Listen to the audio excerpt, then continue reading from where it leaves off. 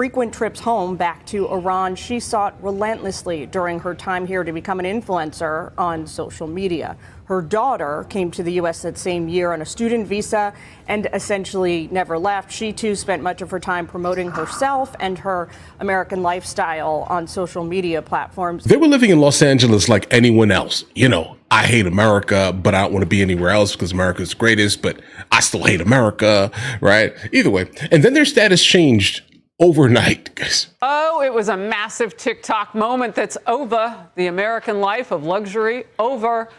Immigration, Customs and Enforcement has arrested the niece and grandniece of an Iranian general the U.S. just killed during President Trump's first term. ICE busted them shortly after the Secretary of State, Marco Rubio, revoked their green cards. The pair had posted praise for Iran's regime and celebrations of attacks on the U.S. At the same time, they were living a very high lifestyle in L.A. Of course they were. Senior foreign policy correspondent Jillian Turner has more from the State Department. Jillian.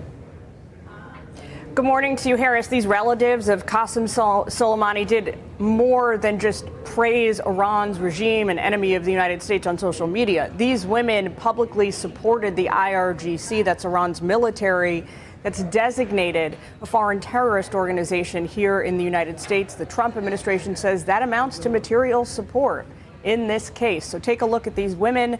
The niece and the grandniece of Qasem Soleimani, they are in ICE custody now, pending removal from the U.S. The Secretary of State says the move came after he terminated their legal status in the country last week, posting on X.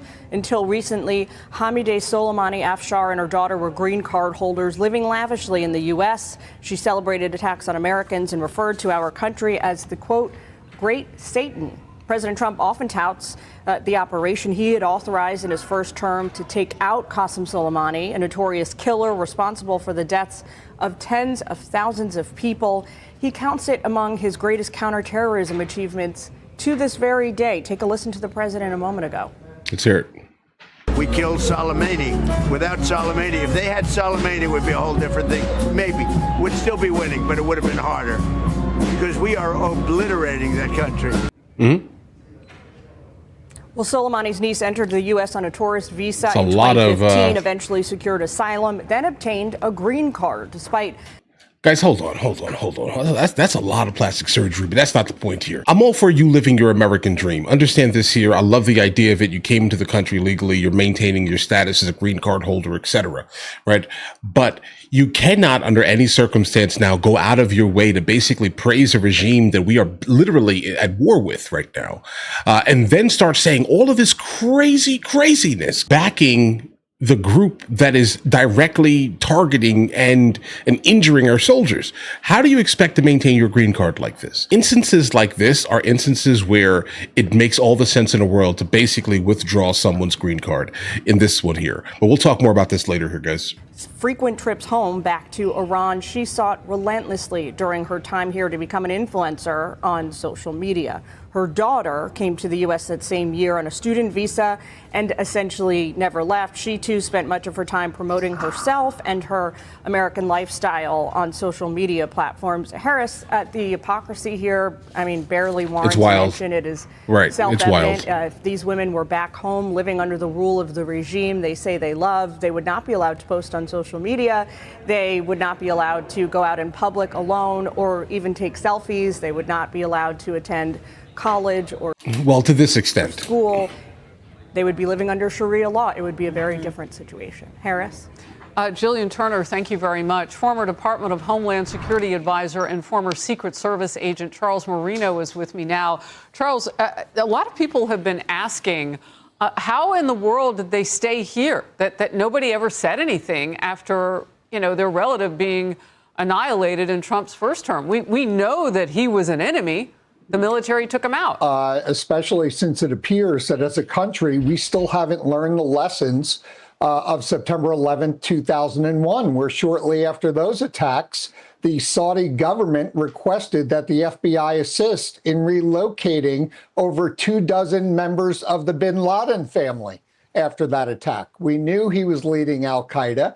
We knew he was an adversary of the United States. And yet we had 24 of his family members here in the United States. And this is the same situation. I think the American people would be shocked to learn how many people we have allowed into the country, either through claims of asylum or on student visas or tourist visas that are associated with adversarial countries, including the leaders of those countries. This needs to stop. We have got to understand that countries like China, for example, who continue to exploit American universities for the theft of intellectual property and destruction of scientific data, etc., continue to flood and exploit the immigration policies of the United States. And I don't think the American people should have to learn another tough lesson through another act of terrorism to understand that our policies are backwards right now.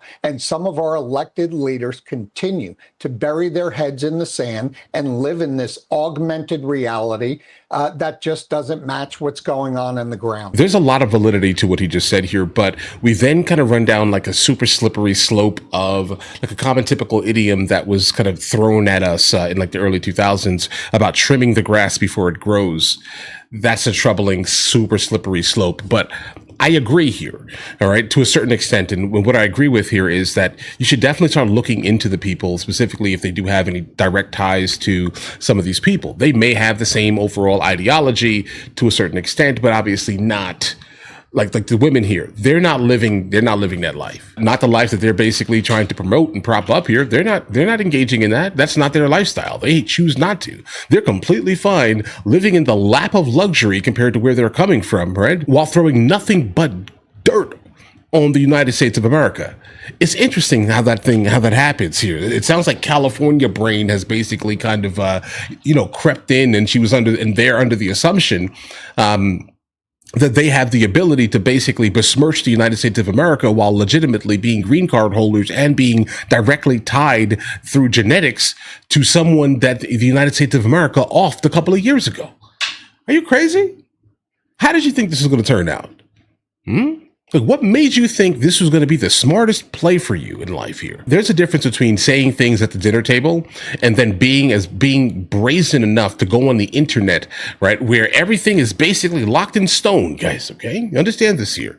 Going on the internet to basically throw dirt on the United States of America while being genetically tied to a terrorist. And then being in promotion. Guys, what did you think was going to happen here? And generally, I'm not someone who kind of steps up to bat for the idea of just completely removing people's green cards access. I'm telling you, I'm not that person here. But I think in like these super extraordinary circumstances, just the pure brazenness of this here pretty much dictates to me that she had to go. They had to go. Okay. But now what I agree with fully to what this guy said here a couple of moments ago is we need to start looking into some of these people because they could be definitely super tied to craziness that we just definitely do not want in the United States of America. China is an interesting party here because there are a lot of people, mainly in like UCLA. Okay, check out the demographics of UCLA, guys, right? In some of the places, specifically in that region right there, right? You'll start to almost immediately realize that there's a lot of student visas popping up where they're getting educated in the United States of America to basically go back to China, okay? Utilize all of the intellectual property specifically that they had learned or had access to kind of in some of these universities to basically prop up their nation. All right. I mean, guys, I love the idea of immigration. All right. I've immigrated into two separate continents, Asia, and along with Europe. I have no problem with the idea of it, but you need to understand that when you're going into like a host country, you cannot act as a double agent. Either you're going to be all in, okay? Either you're going to be all in to help kind of push that country forward, right? or be to its detriment. And these are one of these instances where these two young ladies were absolutely, to the country's detriment, and they had to have their visas revoked. And I do back Marco Rubio 100% on that entire action there. No issue here, my guys. Okay. But listen, guys, we're going to follow this story. If there is any more, we'll definitely jump into it. But in the meantime, you guys all have an absolutely amazing day. Enjoy your day thoroughly.